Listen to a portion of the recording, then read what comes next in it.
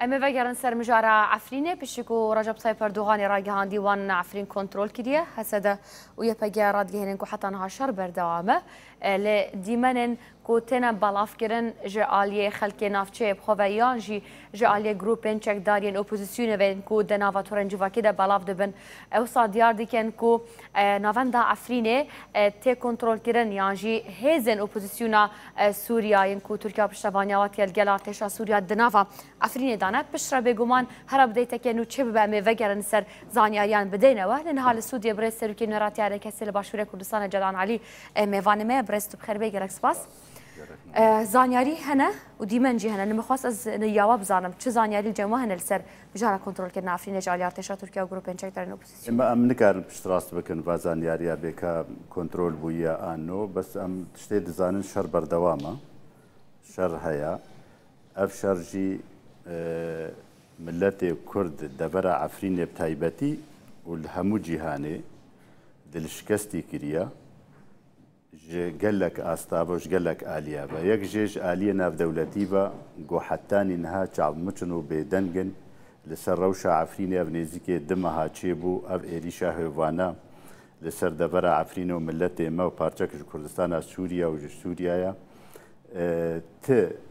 دنجي خوا ت رأي ندانا تهلوست ديار نكرنا دس نشان نكرنا انه ملتك برس ملتك تماشي فان دي منام بكي كاك جدعان تبينيكو اف انجمنا كانتونا عفرينيه على تركيا هاتيا بلند كرن قال على سوريا يعني اف نا تواتيكو هات كنترول كرن بله الجوردي منا ولوتي خويا كرن اما ام نكان بشتراست بكن اما امنا پیامنیره لشکرینه حتی بزنن بکار درسته آن ندرسته بس ام خواندنا سیاسی دبیجن و بگومان شرکی برانبری نینا هز نبرانبری هفدویا دولتك ناتو دیا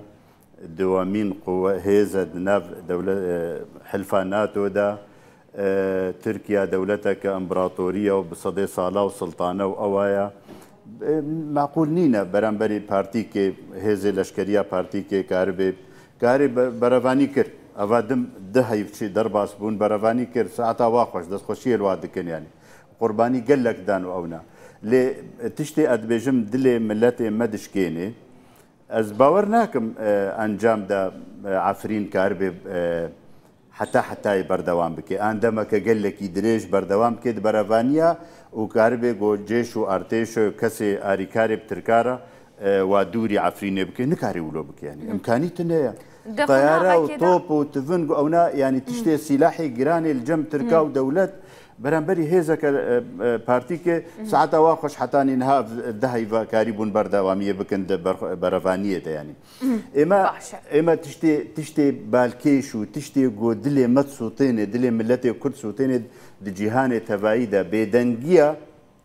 انجمانا اولهيه ناو دولتي باشا افدو هيفا افدو مها افو باراسيون هيا هون بينا كو بشتي كو تشونا دناف عفرينه دا اف بدنجيه بردام بيانجي خلاص لا هر بدنج دمينا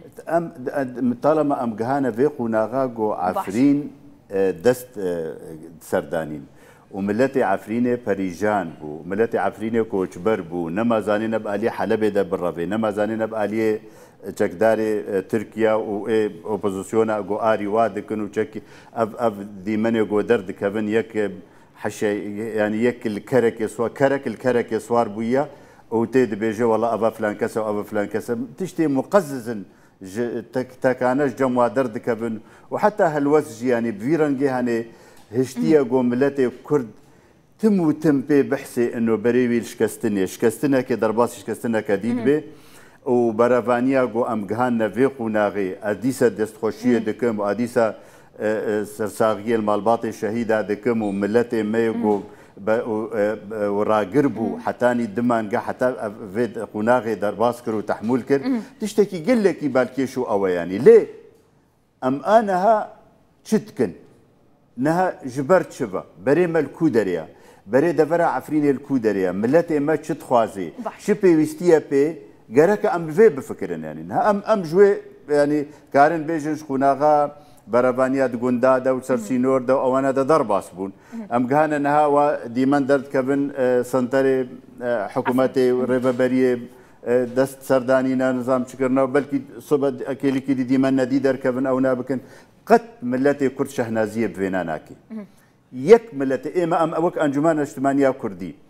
سياسته هلوستا بيدي جسري حتى تالي ام دجي وينانا بس قد كيف منايقو كسكي غريب وري بكفي دفري كرديدا وداگیر بکه آنجی شکستنی پیاده بینه دعالی لشکری دا او نابکه اما خلاف ما و ناکوکیت ناب مدى مسئله سیاسینا ما ملاحظات و داخواز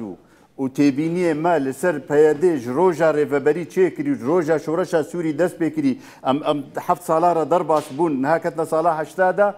اف تشتي جو كرنا وكرياري جو روجانا دكي وتشتي جو تكون ملاحظاتي ما تشتي ما حمل سرهانه يعني بس قد امشانازيه ناكن جو كسي بياني درباسي دفري كردستاني ببن عفرينه يكجيا ام دفي ريكي ببينن بيشاوى زحمتي واصطنجيه البيشيا ملتي ما وعذاب وتشتي جو دقب دقتين سريوانا ام شاوى كاربن اري كاربن بهفدورا في سفك بكن يعني نها ابا نها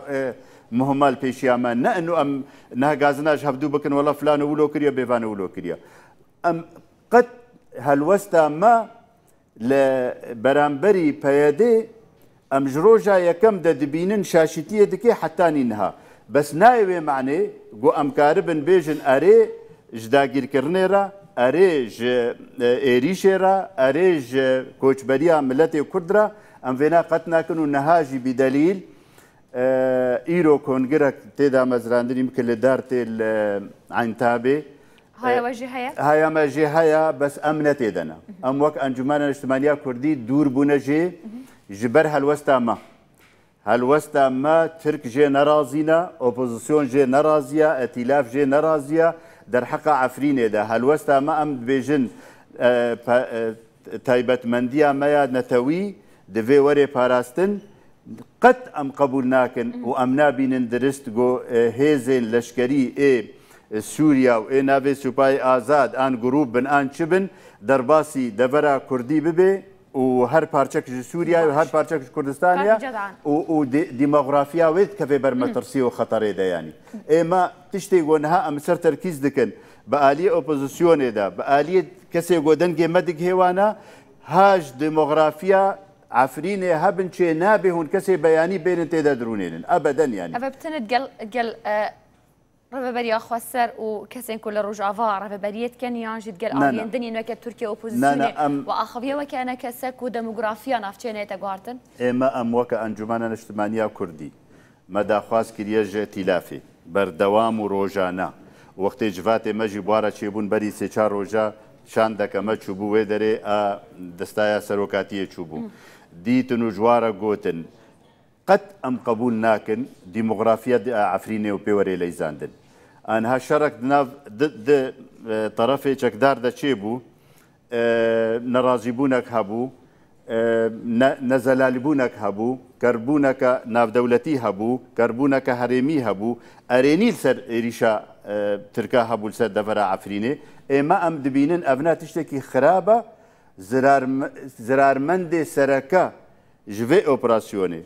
وجوي بيدنجيه وجوي روشا جو بيداد بالعفرينه هر ملتي كرده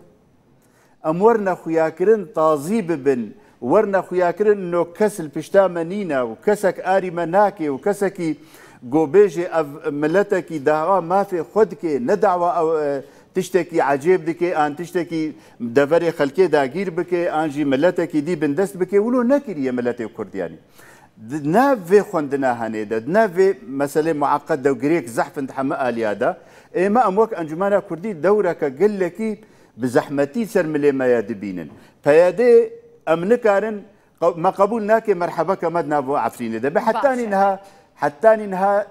ناس ناما وروشا عبد الرحمن ابو نديارة دستي بيادي يعني افين كل ديلوكا كوم دبن راسك كردن عفرين جيت ناف ده هنا ابي بتشن رفبري عفرين بكن يانجي هناك خلق هاتي نديار كرن بكيفا تركيا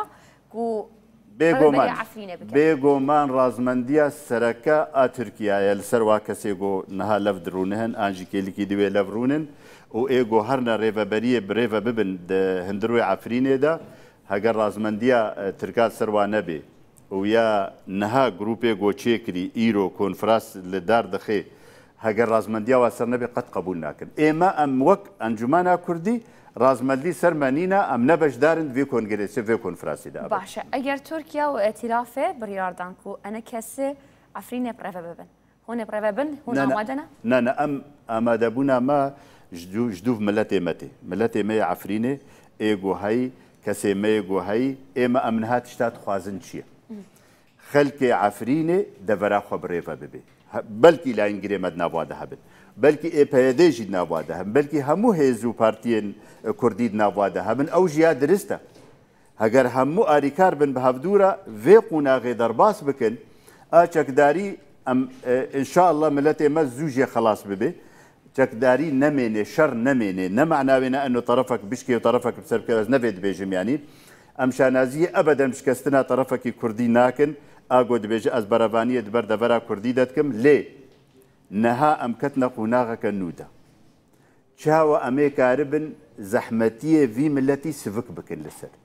ئەvê گۆمالاوی خراپبووی چاوە ئەم بەگەرێنن جەهەکی ژێرە ببینن ئەvê گوندێوی وێران بووی ئەم چاوە ژێرە بکن ئەvê دەڤەرە باژار و باژارۆکێ عفرینێ بخۆدا ئەم چاوە ژوارە بکن بکێم زراری بکێم زراری و بەرێوان نەکەvê کۆچبەریەدا و نەشنە ئالی حەلەبێ و دەڤەرێ عەرەبی و ئیدە زەحمەت ببێ ڤەگەڕاوانە و لوا خۆش وەرێ کۆنێ پەنەبەریێ ئەم ناخوازن ملەتێ مەیە عفرینێ بکەvê wê قوناغا گۆ کۆنێ پەنەبەریە لێ خۆشوەرێ چقا زەحمەتیە بکشێنێ ڤەگەرێ دەڤەرێ خوا ئێمە ئەم دبینن باشترە و درسترە یان باشە چ بێکردن بووی ڤەگەڕانەوان ڤەگەرێنەوەن خەلکی عفرینێک و جێت خوب جهشتینە یانیش بەرک و بنەریناوە ئەس ڤەگەرمە سەروێ خاڵێ بەس مەترسی هەیە و گواردنا دەموگرافی چێ بە عفرینێ تورکمان و عەرەب li gor me wad standina û li gor em şopênin hetanî niha guhartina demografî çê nebûye. Mumkin e hinek li vir li dere henê zirta dikin, mumkin e pîlanê de hebû got demografiyê biguherin a Efrînê. Ême bi gomana me niha rawesta heye mesela guhartina demografî divê bes rê amin û aramiyê rêçikê aramî got xelk karibê vegerê deverê xwe em serwana bişoğlin wê baştir bê çêtir e miletê me bimêne metirsiyê de û newêribê ji topa û newêribê ji mana û nemêribê got pê de biteqin ewna divê hinek şareze hebin bidne pêşiya wa karibin wa vegerêna malê wa û deverê wa. Baş kak cedan ha gelek spas bûte lê saetên bê de tu dê gel hevkarên me bî bêguman spas bûte tu saeta 11 de bejdar bûyî. Piştî çend xulekên din hevkara min rojan dêt nîvrojê da li gel we be.